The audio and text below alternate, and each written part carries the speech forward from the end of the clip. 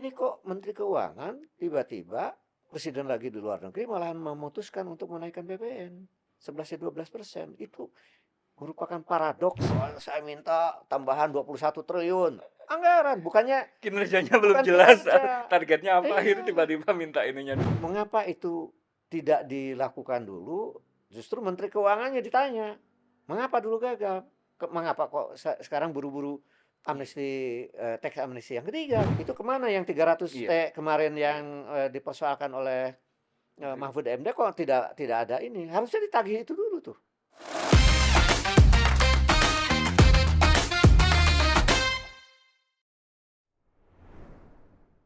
Salam Pancasila. Kawan, bertemu lagi dengan saya Winarko Ngantiwani di Ruang Dialektika. Kali ini kami mengundang kembali suara yang rasanya seringkali berpengaruh sekali menilai bagaimana kemudian kondisi Indonesia kita hari ini. Prof. Didin. Apa kabar, Prof? Baik, Salam alhamdulillah. Pancasila. Salam Pancasila. Terima kasih, Prof, sudah mau datang lagi ke Ruang Dialektika. Sama-sama, dengan senang hati. Karena rasanya mungkin beberapa kali kita ngobrol itu semakin lama kontennya semakin dilihat orang. Itu rasanya cukup unik karena biasanya setelah 1 minggu gitu biasanya stuck sudah ini. Tapi beberapa kali dengan Prof. Didin itu meskipun incremental ya, meskipun sedikit-sedikit tapi nambah terus. Jadi rasanya ada beberapa poinnya Prof. Didin yang itu mungkin hidden nerve ya istilahnya. Jadi sesuai dengan ininya publik gitu. Nah, kali ini kami akan minta lagi ke Prof. Didin untuk menerangi kami tentang beberapa isu terakhir, Prof. Mulai dari yang hari ini rame dan menjadi kegelisahan banyak publik karena hanya tinggal bilangan mungkin beberapa bulan lagi pajak pertambahan nilai kita akan dinaikkan, Prof. Iya. Dari 11% menjadi 12%. 12%, ya. Ini mohon dijelaskan dulu, Prof. Sebenarnya PPN ini apa sih? Makhluk apa sih? Dan kenapa naik 1% ini menjadi signifikan itu dalam ini? Iya, PPN itu kan pajak pertambahan nilai ya, yang akan dikenakan oleh para pengusaha. Dan yang namanya pengusaha itu kan kira-kira 38 jutaan lah begitu ya, dari mulai yang besar sekali sampai yang menengah dan retail bawah gitu. Jadi menaikkan PPN bagi pengusaha ini tentu akan ada rentetan terhadap konsumen, terhadap harga barang, terhadap daya beli, dan terhadap siapa yang diuntungkan dan siapa yang dirugikan gitu. Nah, menurut saya PPN ini karena menyangkut nanti terutama kebutuhan pokok rakyat itu akan kena semua. Jadi terutama ya kebutuhan pokok. Nah, sampai hari ini kan kalau menurut World Bank itu kan ada 160 juta pengeluaran orang itu $2 per hari gitu. Nah, orang-orang inilah yang masih tergantung sekali pada kebutuhan pokok. Dan kebutuhan pokok ini nanti akan naik. Nah, lalu bisa diurai bahwa ada orang juga yang di antara $2 itu ada yang $1 dan ada yang miskin ekstrim.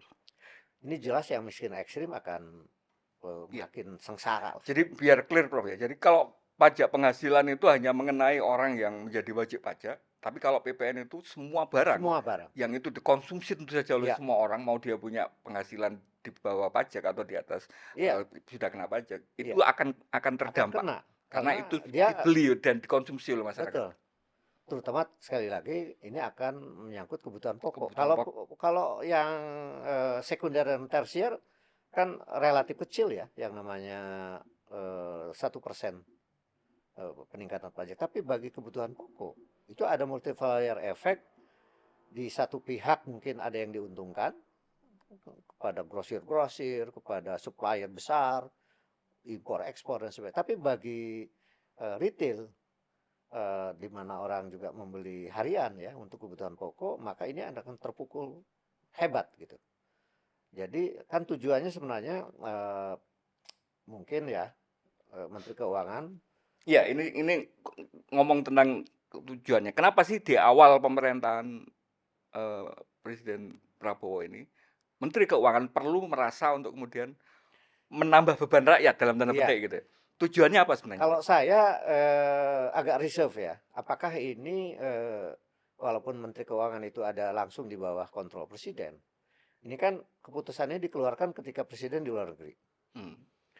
Jadi saya menduga jangan-jangan ini belum sepengetahuan atau belum seizin ya. Tapi karena memang ini agak menyenangkan ya dari skenario bertambahnya apa namanya pendapatan negara gitu yang katakanlah 30-40 triliun gitu. Agak menyenangkan, tetapi mungkin jangan-jangan seorang presiden tidak bisa membayangkan itu dampak multiplier effect bagi penurunan daya beli rakyat yang katakanlah 167 juta itu gitu.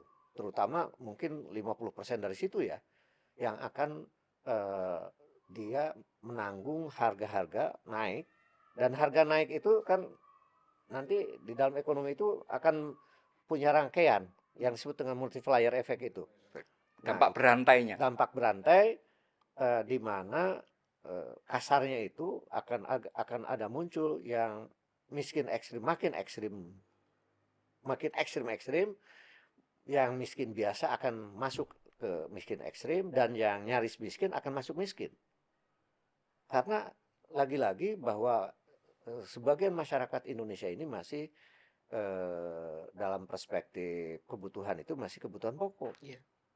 Jadi kebutuhan pokok ini masih menjadi pengeluaran terbesar dari pendapatan mereka. Jadi kalau perspektif Maslow itu kita masih di kebutuhan pokok gitu loh. Nah, jadi Kebutuhan paling mendasar gitu paling ya, Pak. mendasar untuk hidup, Iya. untuk hidup. Maka nanti yang miskin ekstrim yang kira-kira 6,5 juta orang itu mungkin jangan-jangan makan tuh sudah yang tadinya 2 kali jadi sekali gitu. Atau bahkan ada yang jadi 2 hari sekali, dan saya pernah melihat itu kalau kita nonton bedah rumah, ada orang yang memang 2 hari makan sehari dan hanya dengan garam. Ini orang miskin ekstrim udah kayak gitu. Sekarang ini yang saya respect itu kemudian Presiden Prabowo mengemukakan di forum yang sangat bergengsi yang mengatakan rakyat kami ini masih ada yang kelaparan. Diakui itu. Ini kok Menteri Keuangan tiba-tiba presiden lagi di luar negeri malahan memutuskan untuk menaikkan BPN 11-12%. Itu merupakan paradoks ya menurut saya dari visi presiden yang saya kualifikasikan menggeser menjadi pendekatan pembangunan untuk rakyat, ekonomi untuk rakyat, people center development.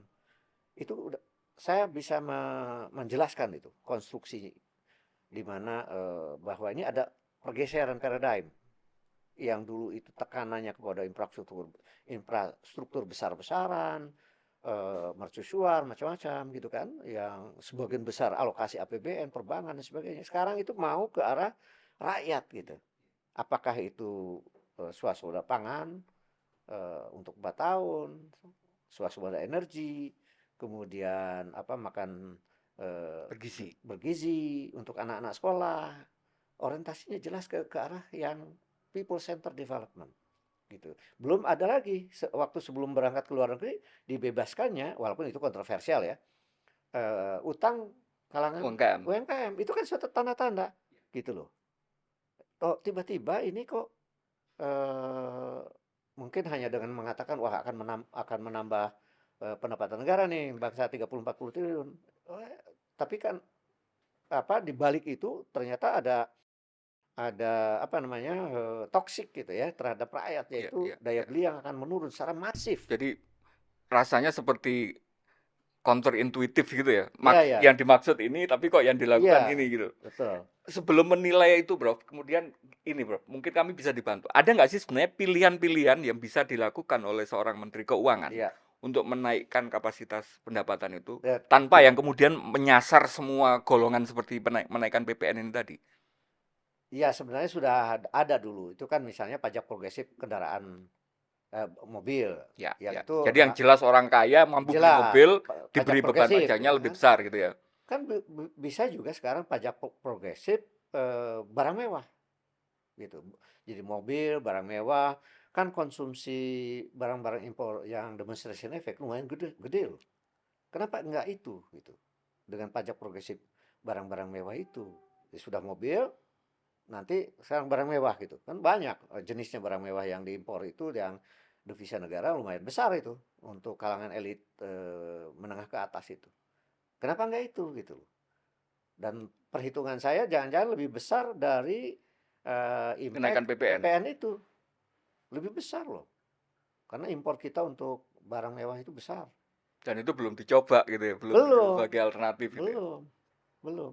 Nah, memang ada dilema barangkali kalau pajak progresif secara keseluruhan ya, karena mungkin itu disinsentif bagi Industri. industri ya yang sekarang akan digenjot kembali untuk reindustrialisasi dan hilirisasi ya, gitu. Eh, tapi kok nggak itu gitu langkahnya. Jadi yang inline dengan visi besar yang dipidatokan baik setelah dilantik di MPR dan sekarang diteruskan Di luar negeri ya, di luar negeri bahkan dengan bahasa Inggris yang fasih di itu. hadapan forum internasional Forum gitu. internasional dengan tidak sungkan-sungkannya bahwa Mengakui bahwa ternyata kita masih banyak orang miskin gitu ya. iya, masih banyak orang kelaparan disebut. Iya, nggak bisa makan bro, Nggak nyebutnya bisa ya. makan. Iya. Dengan sumber daya alam yang luar biasa apa eh, ininya bervariasinya kaya sekali, tapi kami masih punya rakyat yang Iya, kelaparan. iya, iya, Kan iya. luar biasa itu pengakuan Itu itu. itu bagi Prof Didin mungkin dan bagi saya juga Hmm, terminologi nggak bisa makan itu menurut saya memang itu iya, apa istilahnya ya cukup berani lah mengakui bahwa memang iya, ketika klaim pertumbuhan ekonomi dan sebagainya itu nggak ada apa-apanya ketika iya. masyarakat masih ada banyak yang nggak Itu bisa berani makan gitu. sekali seorang presiden di forum internasional, tapi kemudian dia mengatakan kami butuh teknologi nanti, kami butuh pertumbuhan ekonomi tinggi. Dengan dikonfrontasikan bahwa ada orang miskin, orang kelaparan, berarti dia ingin pertumbuhan yang berkualitas kan, yang mengalir pertumbuhan itu ke sebagian besar rakyat itu. Kan di balik itu ada Ya, visi itu kan, ada logik itulah gitu ya. ada logik itu kan begitu. Jadi karena dia mengatakan juga bahwa kami butuh pertumbuhan ekonomi tinggi untuk supaya memecahkan masalah di mana kaya sumber daya alam tapi kami masih punya orang miskin yang besar gitu Hmm. kan. Kan artinya bukan pertumbuhan untuk pertumbuhan yang terjadi selama ini justru. Ini ingin pertumbuhan untuk menyelesaikan masalah kemiskinan. Di mana kami punya sumber daya alam yang sangat kaya yang belum termanfaatkan menyelesaikan masalah kemiskinan. Kan itu logiknya. Ini menurut saya luar biasa. Iya, Mestinya yang saya sarankan sekian kali di berbagai forum artinya ada key performance index di masing-masing kementerian termasuk Menteri Keuangan mestinya. Nah, karena itu ditagih tuh menteri itu. Saya tunggu dalam waktu seminggu seluruh menteri dan seluruh non kementerian juga termasuk pemerintah daerah tingkat 1, tingkat 2 untuk ada key performance index terhadap Astacita itu. Kan istilahnya Astacita tuh termasuk mengurangi kemiskinan, mengurangi korupsi,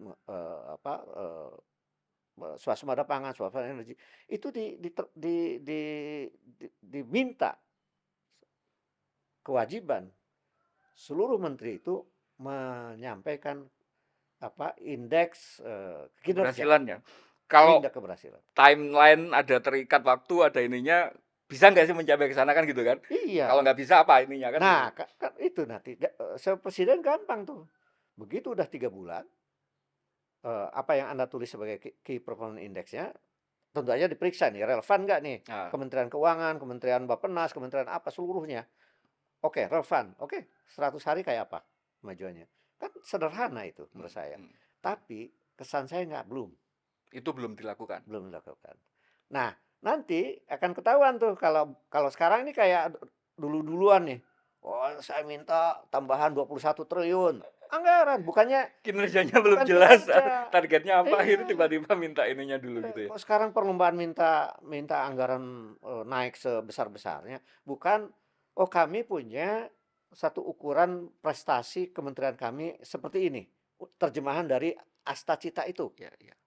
yang notabene adalah people centered development. Nah, presiden gampang tuh untuk mengukurnya ini. Menteri saya ini udah 100 hari tercapai nggak? Nah, kalau yang prestasi bagus, dikasih bintang dong. Iya, iya. Nah, tapi yang ini ya sudah, Dikasih kesempatan, kasih kesempatan sudah, nggak ternyata tercapai nggak kan bisa gitu gitu. ya. Udah reshuffle kan gitu kan. Iya, mestinya. Nah, dan memang ini menurut saya yang paling krusial ini memang visi besar ini yang sudah dipidatokan di nasional maupun di internasional adalah relevansi dari menteri-menteri itu.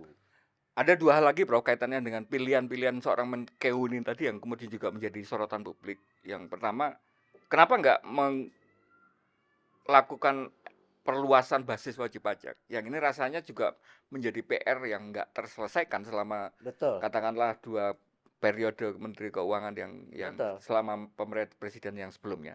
Terus yang kedua, memperlakukan dengan ketat atas pajak-pajak sumber daya alam kita yang Ya, selama ini ya, setuju. begitu deras, begitu ekstensif diekspor, tapi ternyata masuknya ternyata tidak ke Ya, ya. pendapatan negara. Ini kenapa hal-hal yang ya mungkin memang lebih susah karena memang banyak hal yang lebih dibandingkan dengan cara gampang untuk membuat masyarakat membayar lebih terhadap makanan yang dia makan tiap hari Iya. itu. Jadi berbagai studi tentang perpajakan ini mengatakan bahwa memang pertama eh, under tax ini yang selama Sri Mulyani kan paling bertanggung jawab dia sebenarnya, yang notabene ya paling tinggi 11%, lebih lebih banyak di bawah 10% masalah segala macam. Jadi permainan-permainan pengusaha besar yang tidak seluruhnya membayar pajak ini sudah rahasia umum, Hmm. sudah dikatakan secara umum gitu kan, dan sudah dua kali amnesty tax ya, Iya. pengampunan Sekarang mau pajak. yang ketiga katanya. Yang mau ketiga ini, itu bukannya mereka makin taat, ya, karena justru makin tidak comply. Mengapa? Karena nanti toh saya Nunggu yang berikutnya ya gitu ya. berikutnya lagi bakal ada lagi nih, diampuni Moral lagi. hazard lagi ya. Padahal tujuannya adalah supaya seluruh para pengusaha itu memperlihatkan seluruh kegiatan ekonominya itu, kegiatan bisnisnya itu tidak ada satupun yang apa di dibuat kan ada transfer pricingnya di pulau-pulau mana, perusahaan yang disembunyikan, tidak bayar sesungguhnya. Iya, iya, Nah, iya. sekarang mereka akan diampuni dengan Mm-mm. syarat Dibuka semua. dibuka semua. Iya. Tidak terjadi, sudah 2 kali. Itu kan penilaian hasil berbagai studi para ahli ya, bahwa amnesti 1, teks amnesti 1, 2 itu tidak tercapai, jauh dari harapan. Mengapa itu tidak dilakukan dulu? Justru Menteri Keuangannya ditanya, mengapa dulu gagal? Mengapa kok sekarang buru-buru Iya, amnesti, teks amnesti yang ketiga gitu loh. iya, iya.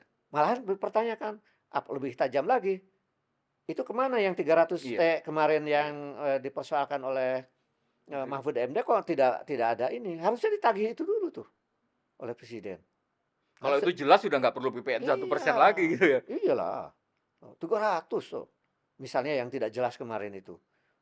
Belum teks amnesti itu kalau para ahli mengatakan eh, itu dua dua dua dua pengampunan pajak itu sebenarnya sudah bisa dievaluasi tuh. Perusahaan-perusahaan mana yang ngemplang pajak, perusahaan mana yang transfer pricing Iya, iya. dan lain sebagainya. Harusnya ditanya itu adalah Menteri Keuangan dulu. Mengapa dulu kok gagal gitu loh. Karena kan Menteri Keuangan yang sama nih, Menterinya orangnya sama. orangnya sama. Apalagi dipertajam tadi, waktu Pak Mahfud membongkar 300 T, malah tidak ada kelanjutannya gitu loh. Nah, jadi demi transparansi publik, demi program atau visi besar Pak Prabowo, belum terlambat maksud saya. Ini nanti pulang dari Inggris ya, kemudian mau ke Timur Tengah, pulang, saya kira bicarakan dulu dong. Ini itu supaya clear ya. Mana visi besar yang katanya ekonomi untuk rakyat, lalu ditopang oleh APBN, oleh pendapatan negara, pajak bukan pajak yang relevan gitu loh. Nanti ke alokasi Mm, kan mm, gitu. mm, mm. Kan sederhana itu. Iya, iya, iya. Sehingga tidak lagi paradoks tadi. Kalau yang terkait dengan menegakkan pajak terhadap sumber daya alam yang diekspor ke Ya, sana itu gimana? itu hal yang lain lagi itu. Jadi, masalah besar kita itu kan kita, kurang atau tidak governance-nya, pengelolaan sumber daya alam kita, Tata kelolanya kurang tata bagus ya? kelolanya kurang bagus, tentu saja menjadi, eee, berapa besar sebenarnya negara harus dapat ya dari, sawit, batu bara, nikel, dan lain-lain itu yang notabene itu tiga komoditas itu plus karet itu 85% dari struktur ekspor kita. Itu kok sekecil itu, apa pemasukan negara dari sumber daya alam yang notabene ekstraktif. Ekstraktif. Kita ketinggalan banget Iya. oleh Malaysia misalnya untuk sawit yang sudah di atas 100 turunan. Kita katakanlah memang belasan lebih ya, tetapi yang benar-benar memperoleh manfaat besar dari sawit turunannya paling di bawah 10 kalau Iya. menurut saya. Iya. Terbesar minyak gitu kan, minyak goreng dan lain sebagainya gitu. SPO saja itu kan masih ekstraktif Iya. sebenarnya itu. Masih bisa diolah itu. Era 80-an lah gitu ya kira-kira Iya. gitu ya. Nah, itu yang dibilang di OPEC itu sebenarnya harus diterjemahkan tuh kepada kalau usul besar saya tuh sebenarnya mereka main industri semua loh itu. Jangan main investor politik gitu. Berani nggak Presiden Prabowo si pelaku-pelaku besar ini ditugaskan untuk masing-masing memilih berapa gitu untuk menjadi andalan kegiatan bisnisnya yang sifatnya industrial. Apa namanya? Ya boleh dibilang hilirisasi atau tidak semua hilirisasi kan, ada juga yang sifatnya man made ya, yang intinya itu industrial, reindustrialisasi. Notabene kita kan sudah di bawah Iya, 18% iya. loh. Deindustrialisasi sekali gitu. Iya. Bahkan dibanding tahun 90-an akhir kita Iya, hampir rasanya hampir 28 lebih, hampir 30%. sekarang ekonomi Iya. apa namanya, digantikan dengan ekonomi gigs gitu ya, gigs ekonomi gitu ya. Iya, Jadi iya, seolah-olah iya. kemudian itu masa depan, padahal kan enggak, padahal backbone-nya negara. Padahal dan itu celakanya itu kan dikonversi yang dulunya pemain industri itu menjadi pemain saham. Spekulasi.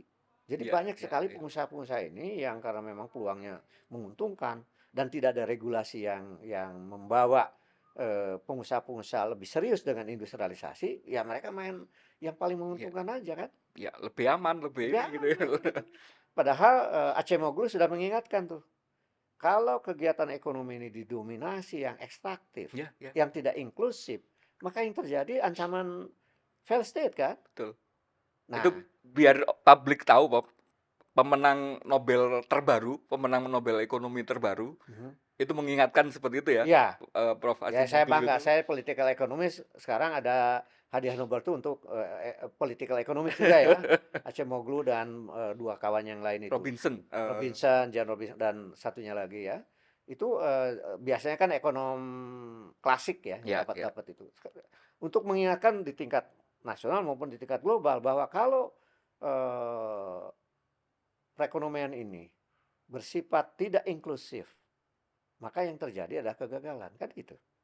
Jadi kegagalan sebuah negara itu tidak semata-mata hanya karena gagalnya yang sifatnya teknokratis ya mengelola sumber daya alam segala macam, tapi justru karena negara ini ya pengelolaan sumber daya alamnya, ya sistem politiknya itu ekstraktif. Ekstraktif itu tidak inklusif, tidak inklusif. Ini tanda-tanda ini ada di Indonesia gitu.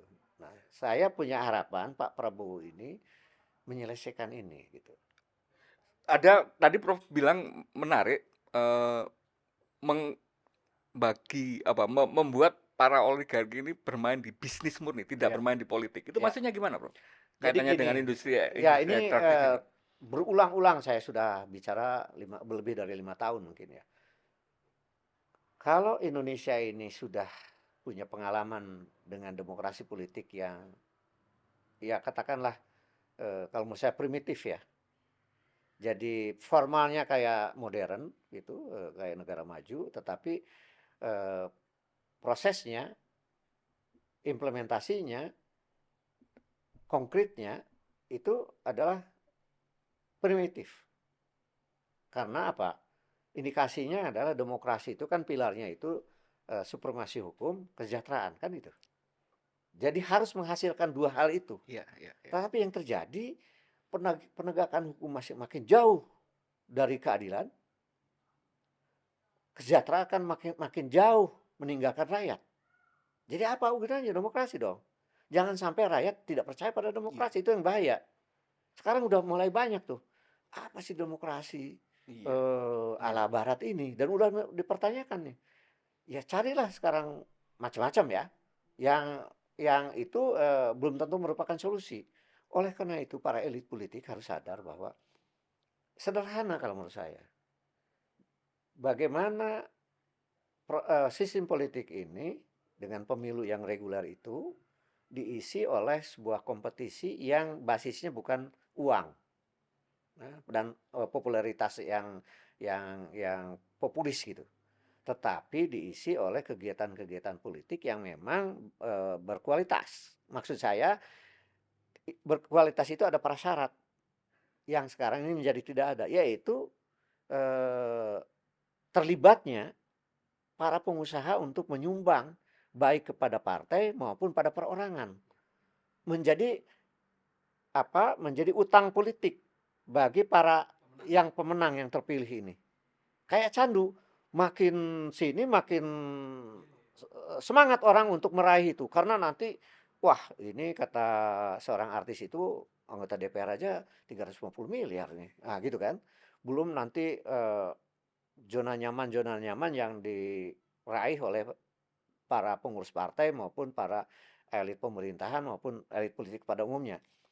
Sumbernya adalah karena keterlibatan awalnya bolehnya pengusaha swasta dan atau pengusaha pada umumnya untuk menyumbang awalnya tuh. Tapi makin ke sini makin dalam, Malah menjadi yang utama gitu ya, masih yang sepertinya ya. malah yang utama.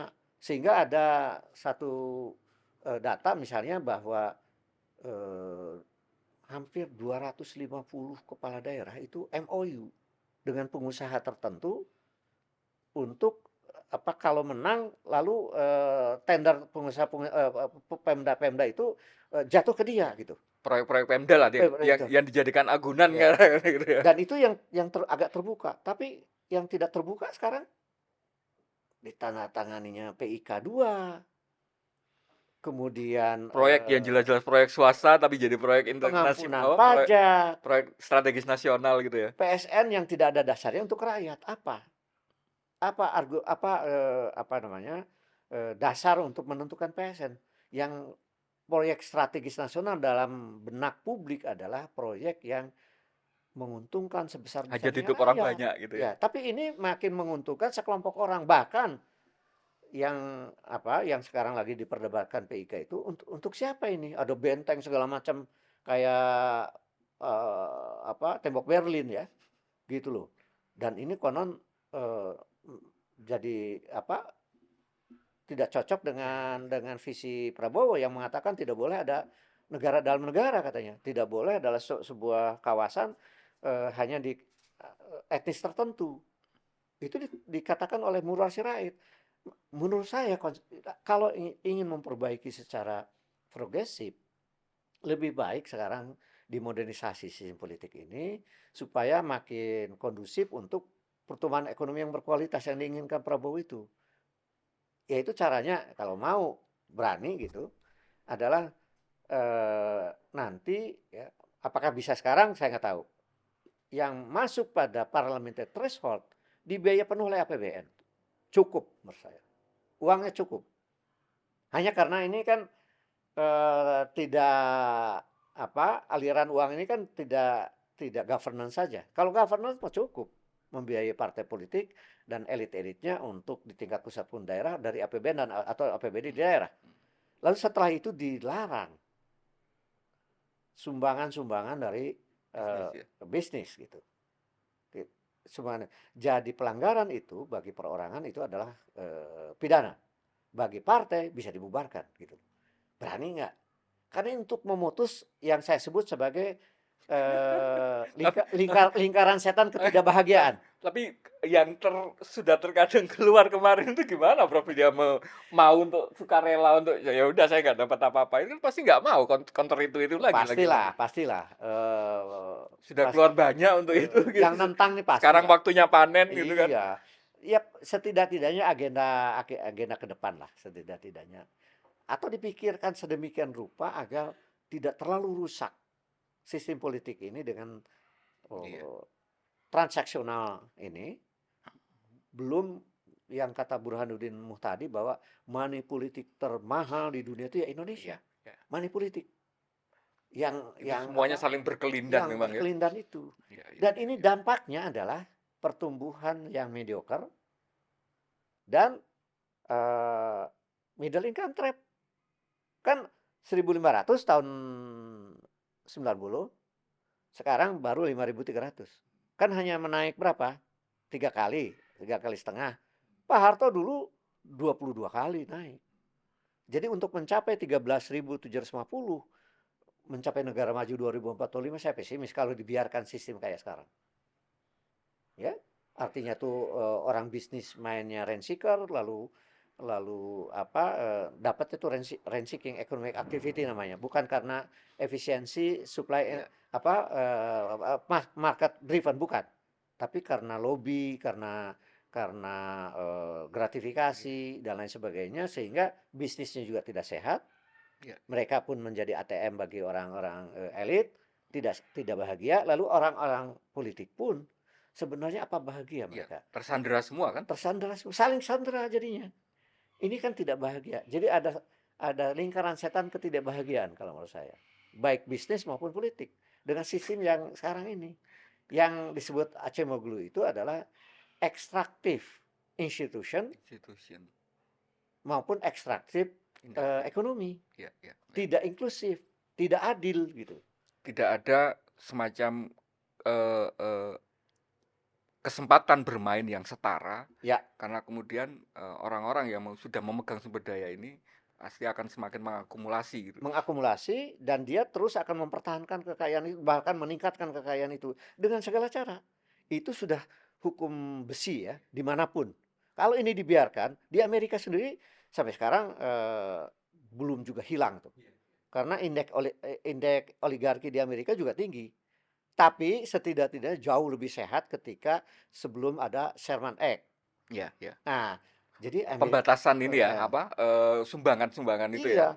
iya, transparansi dan Iya, iya. sebagainya, dan penegakan hukum kalau terjadi pelanggaran, jalanlah di sana.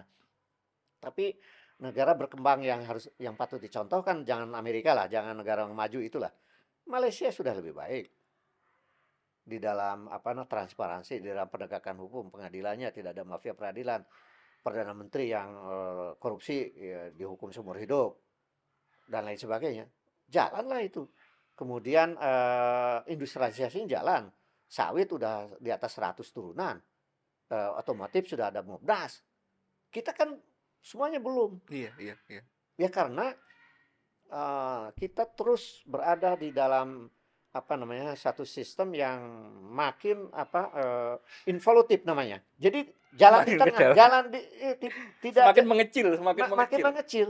Semakin mengecil. Tapi orang super kayanya, bayangin, ini kan sejak 2023 ya, itu salah seorang paling kaya Indonesia tiba-tiba muncul kan, ada 2 orang, itu masuk sekarang ke elit dunia tuh, itu, tapi dengan korbanan marginalisasi UMKM, marginalisasi ekonomi rakyat, sumber daya alam habis, tetapi tidak jatuh kepada kesejahteraan rakyat, kan itu ekologi rusak, hutan makin gundul, dan tinggal 15% tuh Kalimantan katanya dengan deforestasi yang ada. Kan itu dampaknya ya dari membiarkan kita dengan kalau menurut saya memang sistem politik yang ekstraktif tadi gitu loh, yang tidak inklusif, yang tidak setara, yang hanya menguntungkan sekelompok elit. Baik nah sekarang bisnis dengan politik nih, kawin nih. Nah, harus ada seorang reformer besar yang memotong itu, tetapi menurut saya sederhana. Kalau mau tugaskan itu para pebisnis ini menjadi pemain industrial, jangan jadi investor politik. Lalu tegakkan tadi sumbangannya hanya dari dari APBN pembiaya, terus kemudian setelah itu saya percaya akan terjadi satu kompetisi politik yang lebih berkualitas menurut saya. Ada yang contoh yang paling bagi saya yang hanya awam kemudian membaca Mhm. apa karyanya Prof. Asimoglu itu contoh di Chile, Prof. Katanya yang kemudian ekonomi dan pemerintahan dan elit politik itu Iya. hanya berasal dari satu alumni satu sekolah gitu, Pak. Kan Ah, ketika involutif itu terjadi semakin iya, ekstrim gitu ya. Nah, di Indonesia kan ada semacam kecenderungan kayak gitu iya, juga tidak mustahil. ada ekonom Australia yang bilang ekonomi Indonesia itu hanya dikelola dari 2 kelurahan di Jakarta katanya dari Kemang sama dari Menteng gitu Iya, ya ya bisa katanya. jadi, Sehingga benar, kemudian kekuasaan dan sumber daya itu kan kemudian semakin mengecil dan itu betul. kemudian yang lain, masyarakat yang lain hanya bisa menjadi Iya, iya, penonton di korban. Dan iya, itu akan involutif jadi akan jadi ya lama-lama akan meledak gitu kan jadi. iya, itu yang bahaya itu. Bahaya karena apa namanya, sejarah negara-negara yang apa ya, yang apa, plutokratif ya, Hmm, dikuasai oleh para ya, ya, koruptor atau oligarki-oligarki ya. bisnis politik, itu umumnya nanti revolusi sosial kalau kalau memang itu tidak ada solusi yang cerdas ya Hmm, dari hmm, bangsanya. hmm. Kembali Prof ke tema utama kita ngomong PPN tadi. Kalau ini sudah terundangkan, sudah jadi Permenkyu-nya sudah ada, timeline-nya bahkan juga Mhm, sudah ada, dan Menkyu rasanya masih kekeh itu menjadi pilihan yang benar gitu ya. hmm. Apa yang kemudian bisa kita antisipasi untuk kebijakan semacam ini, Bro? Kalau saya sih mengharap presiden pulang itu Dibatalkan. dibatalkan, ditunda lah setidak-tidaknya. Ini rakyat sekarang laporan BI, data BPS, lagi ini, Sri Mulyani sendiri yang mengumumkan bahwa sekarang ukuran kemiskinan itu yang terbaru harusnya diikuti dari World Bank itu, dan jumlahnya 167 juta. Dia yang ngumumkan, kok tiba-tiba solusinya malah PPN dinaikkan jadi Dipajakin 12%. mereka aja. Jadi di mana ininya itu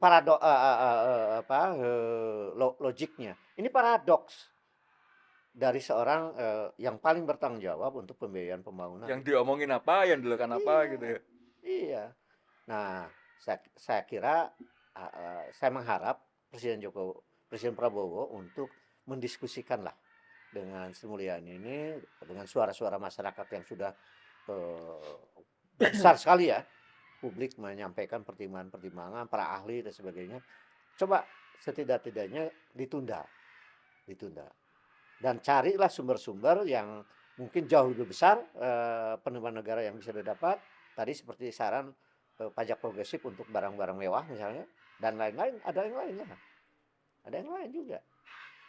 Coba misalnya ini Prof, di medsos beredar ya mungkin semacam counter wacana gitu.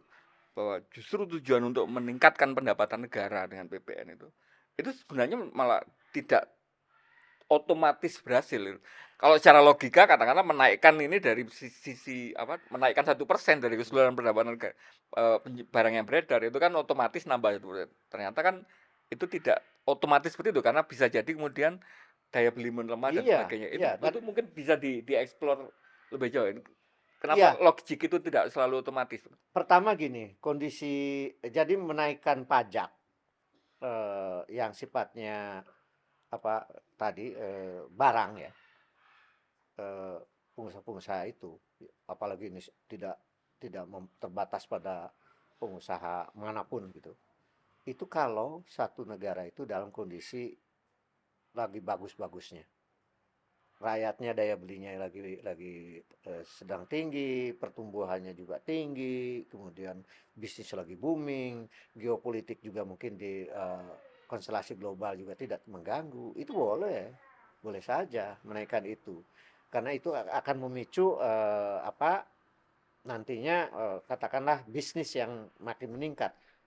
Tapi kan jual beli barang dan jasa itu sementara kalau negara ini masih kayak Indonesia ya tadi kebutuhan pokok. Masyarakat itu sebagian besar pengeluarannya katakanlah yang 167 juta setidak-tidaknya gitu. Itu adalah membeli kebutuhan pokok. Iya. Kalau dinaikkan, mau kayak apa? Itu apa namanya dampaknya terhadap apa penurunan daya beli, dampaknya terhadap nanti pengangguran karena banyak perusahaan-perusahaan retail kecil itu yang bisa bangkrut loh. Karena kemudian nanti ada tidak mau tidak daya beli menurun ya dia akan membatasi Penjualan. konsumsi Ya, dan akhirnya juga banyak perusahaan-perusahaan kecil yang bangkrut dong. akan Nah, sementara berkurang perusahaan menengah pasarnya ke ya. atas ya dia mah tidak ada masalah itu dengan peningkatan itu. Padahal kondisi Indonesia itu adalah seperti yang dikatakan Presiden Prabowo di EPEC itu sebagian besar itu masih kelaparan, masih miskin. Kenapa ini apa namanya solusinya, terapinya mengapa menaikkan PPN gitu loh. Bukan sekarang ini menaikkan daya beli, bangkitkanlah UMKM dengan segala insentifnya, bangkitkanlah pasar dalam negeri sekarang ini dikala internasional lagi eskalasi perang yang lagi meningkat, kita harus siap-siap dengan ekonomi domestik sekarang ini. Yang tiba-tiba ekonomi domestik diganggu dengan menaikkan PPN gitu loh. Kan ini kontradiktif gitu. Kalau bisa malah diturunkan gitu ya, biar Malahan produksi diturunkan, barang lebih iya, murah, industri bergerak iya, gitu kan. diturunkan malahan harusnya gitu loh. Supaya pasar dalam negeri bangkit, rakyat punya insentif untuk usaha baru dan lain Dan sebagainya. itu secara akumulatif ketika kuenya semakin besar, maka pajak kecil pun akhirnya jatuhnya Iya, kan lebih besar gitu ya. harusnya menurut saya logikanya seperti itu. Saya nggak ngerti apa namanya diagnosisnya mengapa PPN dinaikkan itu dikala tadi pertanyaan presiden lagi luar negeri itu apa gitu, dorongan apa ini? Saya menjadi malahan maaf ya, ada konstruksi demikian ya. Karena ini baru pilpres, maka karena PIK harus disetujui, kemudian pengampunan pajak pada perusahaan besar akan dilakukan, maka kompensasinya adalah Iya, naikkan iya, iya, iya, iya. PPN. Khawatirnya sesederhana itu. Itu lebih logik penjelasan itu Itu gitu ya. lebih logik gitu Lebih loh. nyambung gitu ya. Nggak Kalau kalau nyambung. tujuannya ke situ gitu ya. Iya kalau tujuannya ke situ, maka ya nggak apa-apa. Rakyat toh eh, dari dulu dari zaman Belanda sampai hari ini terbiasa dengan kehidupan yang Berat prihatin gitu kan, ya. gitu. Mungkin itu logikanya. Udah berat ya udah kadang biasa ya udah gitu kan. Ini kan ironi ya, ironi kalau menurut saya. Dikala orang lagi antusias sekali lagi terhadap visi yang dipidatokan oleh Prabowo ketika sudah dilantik di MPR maupun yang dipidatokan lagi di EPEC gitu. Ini kan kontradiktif ya dengan upaya itu. Kalau mungkin ini secara apa istilahnya ya, secara garis besar ya, kalau melihat komposisi timnya Pak Prabowo sendiri di bidang ekonomi ini gimana Prof? Prof Didi mengevaluasi kapasitas, Ya, rekam jejak atau mungkin bahkan paradigma mereka gitu. Itu ya. sudah sesuai atau enggak?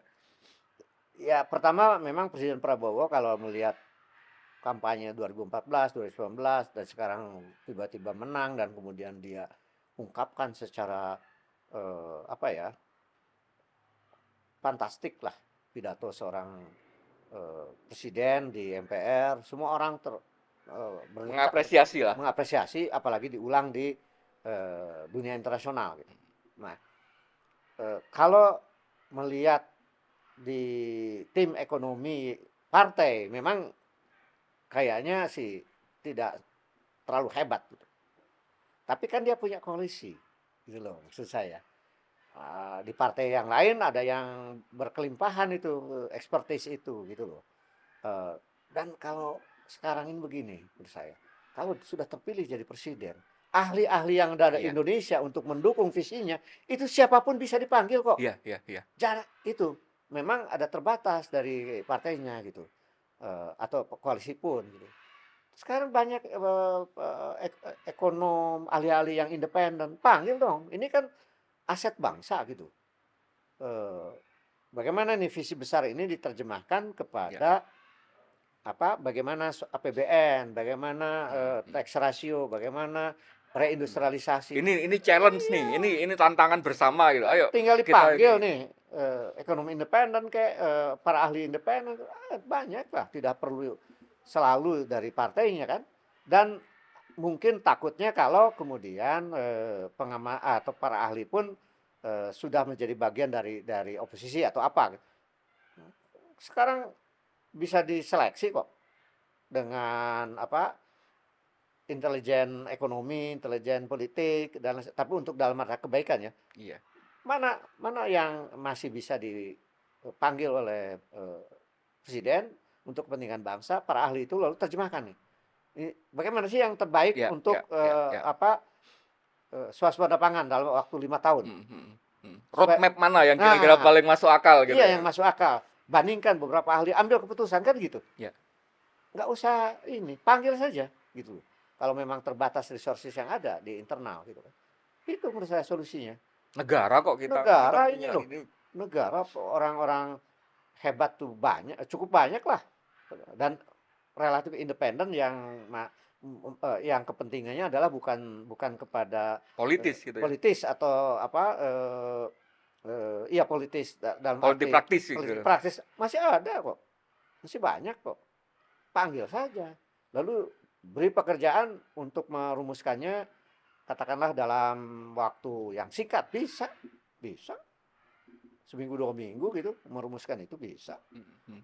Bagaimana dulu Pak Harto bisa mencapai swasembada tetapi disumbang oleh para petani, bukan oleh korporasi loh, itu dulu itu Iya, iya, petani, iya, iya. petani yang notabene 0,5 hektar ke bawah, Petani gurem lah kalau petani ini. gurem. Itu penyumbang terbesar dari swasembada pangan zaman Pak Harto, Iya, iya, bukan korporasi. Itu panggil saja iya, iya, iya. para ahli itu. Caranya gimana nih? Gitu, dikerahkan sarjana baru untuk pendampingan, untuk penyuluhan, bibit unggul, macam-macam. Bagaimana pemupukan, bahkan ada yang baru sekarang, petani hub. Jadi digital ini nggak Iya, perlu semua orang punya keahlian, cukup ada handphone, lalu para ahli yang mensuplai pupuknya kayak apa, pestisidnya kayak apa, atau pupuk yang organik kayak apa, supaya mencapai lalu ada eksperimen bagaimana dari Internet of Things iya nyebutnya Internet of di, Things. di bidang Sekarang pertanian. rata-rata 6 ton hektar, bagaimana supaya jadi 10 ton per hektar, bisa itu menurut saya. Kemarin kami mengundang salah satu narasumber namanya Benix. Dia podcaster, tapi saya baru tahu ternyata dia juga pelaku industri pertanian gitu. Dia memanfaatkan lahan-lahan eks-transmigrasi di Kalimantan yang itu banyak sekali. Relatif lumayan gede dibanding petani di Jawa. Kalau petani di Jawa rata-rata kalau studi itu kan di bawah 500 meter gitu ya. Iya, iya. Kalau di sana bisa sampai 2-3 hektar gitu rata. Iya, iya. Tapi banyak sekali yang masih terbengkalai. Yang menarik bagi saya informasi ini dari dia dulu bahwa kemudian kemajuan hari ini, perkembangan itu jualan pertanian itu bukan hanya jualan produk komoditi, tapi ternyata juga jualan kredit karbon, Prof. Iya, Jadi iya, iya. itu menarik sekali bagi saya bahwa Iya, kita iya. punya kelimpahan Betul. apa sinar matahari tropis, kemudian bisa gampang sekali menumbuhkan tanaman yang itu secara keseluruhan ternyata paling banyak menyerap karbon gitu ya. Iya, Yang itu iya, ternyata betul. menjadi semacam nilai jual tambahan dari Ya, itu industri yang baru ya, pertanian yang gitu. baru sekarang itu. Iya, ya, karena kemudian Jadi carbon negara-negara trading ini satu tren baru yang notabene kita bisa dapat dana semacam hibah lah iya, dari iya, iya, iya, perusahaan-perusahaan yang menghasilkan karbon. iya, karena mereka karbon defisit Iya, istilahnya. carbon defisit, kita surplus. Kita surplus. Kita ini, dan itu sudah jadi bagian dari Iya, SDGs. iya, iya. Nah, Artinya artinya banyak negara di Eropa yang menunggu, sebenarnya negara berkembang yang dananya mereka udah tersedia, lalu mereka carbon trading. iya, iya, iya. Jadi ini juga satu hal baru lah Iya, iya, makanya yang apa bisa saya jadi ingat karena kemudian Prof menyebut potensi tadi, nah, ternyata new economics itu kita sebenarnya sudah mau masuk ke sana Iya, gitu. iya, Dan benar. kita kebetulan kemudian hal-hal yang dulu mungkin menjadi semacam liabilities gitu ya, menjadi semacam ketertinggalan, justru sekarang menjadi aset gitu. Betul, Karena kita betul, punya lahan, punya sinar matahari, punya betul. gampang sekali untuk tanaman dan sebagainya. Itu kan Dan kemudian cara lain gitu loh untuk kemudian dibandingkan dengan cara gampang untuk ya udah pajakin aja masyarakat. itu dia, itu dia. Alternatifnya banyak, Alternatifnya banyak. banyak sebetulnya kalau memang kreatif, Ya. terbuka untuk orientasi rakyat tadi, kepentingan kan selalu Presiden Prabowo mengatakan bukan untuk kepentingan pribadi, bukan untuk golongan, bukan untuk partai, bukan untuk keluarga. Kalau itu Iya, lepas dari yang gitu, iya, iya. itu sebenarnya terbuka pemikiran itu. Itu seolah-olah kayak kemudian menegaskan identitas dia akan berbeda dengan pendahulunya Iya, gitu ya. tinggal kita bantulah sekarang ini agar solusi-solusi yang lebih masuk akal, yang lebih Iya, menguntungkan rakyat iya, itu iya, iya, makin tersedia iya. dan menyisihkan kelompok-kelompok vested group ini Yang punya agenda yang lain. punya agenda-agenda untuk sekedar keluarganya, sekedar kelompoknya, sekedar untuk kepentingan-kepentingan sempit gitu. Itu makin harus tersisih mestinya gitu kan. Mudah-mudahan didengarkan, Prof. Apa Mudah-mudahan. diskusi kita, saran-saran dari Prof Didin, karena memang rasanya kita tidak ingin, ya minimal yang sudah tersampaikan di publik tadi menjadi semacam apa gagasan atau aspirasi ekonomi seorang Prabowo ini, gara-gara tidak firmnya pengelolaan, gara-gara tidak teknokratisnya menterinya menerjemahkan, ini malah Tidak inline. tidak inline, paradoks Paradoks. atau counterintuitif, sein kiri belok kanan gitu ya, maksudnya kemana, tujuannya kemana gitu ya. Sehingga kemudian benar-benar ini tidak ada lagi yang bisa Ya, tapi kan sinyal-sinyal baiknya sudah cukup ada lah. ya, makanya Cukup kan ada. tinggal Nah, menerjemahkan tadi. tinggal diterjemahkan di tingkat implementasi yang paralel, yang inline dengan visi besar tadi, jangan dibelokkan. Ya contohnya yang sekarang banyak dibicarakan tuh mengapa catering untuk tadi jatuhnya kepada pengusaha besar lagi gitu, korporasi besar lagi, catering untuk apa Loh tuh? kan ini Prof katanya eh koperasi polisi sama tentara hubungannya sama pengusaha besar apa Prof? ya nggak tahu mungkin cari gampangan gitu. Eh, Padahal di daerah itu banyak ya para penggerak civil society dan sebagainya yang concern terhadap ekonomi rakyat. Hubungi mereka lah, jaring mereka. Saya tahu betul tuh ada yang sekarang lagi serius mau kerjasama dengan Badan Gizi Nasional untuk menyampaikan kesediaan mereka, pengusaha-pengusaha menengah ke bawah untuk menyediakan catering dalam rangka makan Iya, iya. gizi gratis untuk anak sekolah itu. Mm-mm. Ada yang serius. Dan Nah, kapasitasnya ada sebenarnya ya. kapasitasnya ada. Mereka pilihlah mereka gitu. Jadi bukan kembali memperkaya yang sudah punya bisnis banyak gitu Iya, loh. iya, iya, iya. Itu Biar contoh itu. biar efek. Sama dengan swasembada beras juga, swasembada pangan. Itu saking gampangnya akhirnya 1 juta hektar di Papua yang tidak mengikut sertakan petani, masyarakat adat. Kan ini tingkat implementasi ini yang harus Iya, segera iya, dikoreksi oleh Presiden Prabowo. iya, iya. Biar logika ekstraktif ekonomi tadi tidak semakin Iya, mencengkeram gitu ya iya ekonomi betul, kita betul. gitu. Perekonomian nasional ini. Ya memang mungkin tugas kita yang mengawal itu Prof. Ya, Minimal meneriaki dari mereka itu ruang dialektika ini, membahas betul, ini sehingga kemudian orang punya wawasan lebih untuk melihat ini betul. tidak semata sebagai semacam rutinitas, Ya. tapi memang ada hal yang bisa kita soroti secara teknokratis untuk menjadi panduan kita untuk melewat masalah ekonomi ini. Jadi kita membedahnya secara holistik, Iya, iya. tapi solusinya teknokratis. Jangan sampai pragmatisme lalu kemudian merusak visi besar tadi. Jangan sampai itu.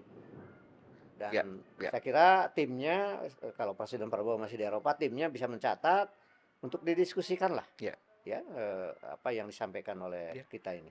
Makasih banyak Prof atas kehadirannya.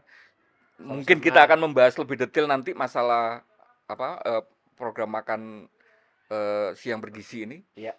Saya juga kepingin sebenarnya satu sesi kita habiskan untuk membahas sebenarnya pemikirannya Prof Acemoglu itu seakurat apa untuk melihat peta, untuk memotret kondisi kita hari ini. Ya, Karena begitu sama dengan Prof. Didin tadi saya sangat apresiatif bahwa biasanya Nobel ekonomi itu orang-orang yang Ekonom klasik, klasik lah ya. orang-orang yang melihat Mhm. ekonomi secara liberal, pertumbuhan dan sebagainya. Tapi Iya. ini ternyata ada political economist yang itu kemudian mungkin selama ini terkesan menjadi paria di Iya, bidang iya. ekonomi, tapi ternyata Sekarang ada menjadi di tengah nih. ada di tengah dan menjadi semacam obat kayaknya bagi Iya. banyak sekali Obor.